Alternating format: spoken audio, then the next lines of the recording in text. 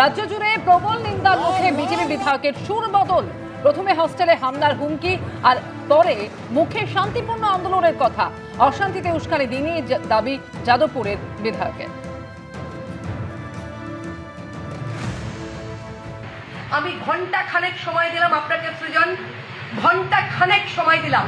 হয় আপনি যাদবপুর থানায় তাদেরকে সারেন্ডার করাবেন, তা নাহলে 1 ঘন্টা পর থেকে যাদবপুর হোস্টেলে ঢুকবে গোটা ভারতীয় জনতা পার্টি, পশ্চিমবঙ্গের সরকার, এবিভিপি সবাই।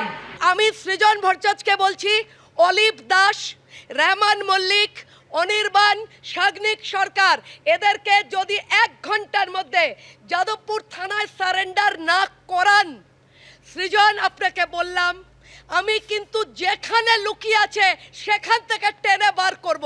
সারা রাত তাণ্ডব চলবে আজ। আমি কোনো উস্কানিমূলক কথা বলিনি।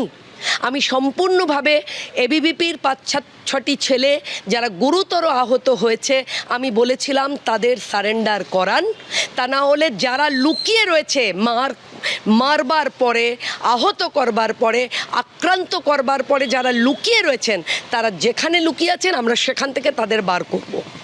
আমি কোনো উস্কানিমূলক কথা বলিনি। যাদবপুর কাণ্ড নিয়ে সমালোচনায় সরব হতে দেখা গেছিল কালীঘাট তৃণমূল নেতৃত্বকে। আর এবার সন্দীপন সাহা, ঋতব্রত তৃণমূলের যিনি বিধায়ক, তিনি বললেন ভয়ঙ্কর নিন্দনীয় ঘটনা, কঠোর ব্যবস্থা নিতে হবে, এ মেনে নেওয়া যায় না। মুখ্যমন্ত্রীকে অনুরোধ করব দলমত নির্বিশেষে ব্যবস্থা নিন। যাদবপুর ইউনিভার্সিটির গরিমাটাকে বোঝা উচিত যে সেটা কোন লেভেলের ইউনিভার্সিটি। কারণ যাদবপুর কেন, যদি একটা ছোট কলেজও হয় তারও গরিমা বোঝা উচিত। দেশমাতৃকার স্লোগান তুলে যারা এই রকম ঘটনা ঘটিয়েছে তারা কি সত্যি দেশকে মা মনে করেন? যদি করতেন তাহলে এইরকম ঘটনা ঘটাতেন না। আমি অনুরোধ করব সরকারের কাছে, প্রশাসনের কাছে, যে এই ঘটনাগুলির সাথে যারা জড়িত তাদের বিরুদ্ধে কড়া ব্যবস্থা গ্রহণ করার। এবং আমি আশা রাখছি মাননীয় মুখ্যমন্ত্রী, প্রশাসন তারা এই দিকে নজর রেখে আগামী সময়ে যাতে এমন কোনো ঘটনা না ঘটে সেই ব্যাপারে তারা সেটাকে নিশ্চিত করবেন। কড়া ব্যবস্থা ছাড়া মনে হয় না অন্য কোনো আর পথ রয়েছে। একদম অঙ্কুরেই বিনাশ করতে হবে এইরকম ঘটনাগুলিকে। পুলিশ তার কঠোরতম ব্যবস্থা নেওয়া উচিত, যদি না নেয় তাহলে সেটা দুর্ভাগ্যজনক।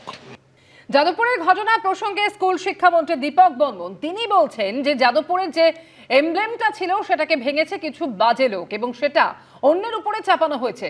আশা করি সেগুলো সবই তদন্তের মাধ্যমে বেরিয়ে আসবে।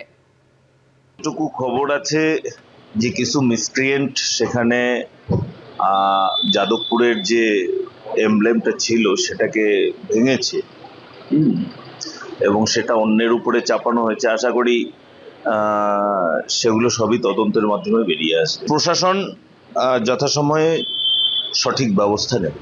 এবিপি আনন্দ, এগিয়ে থাকে, এগিয়ে রাখে।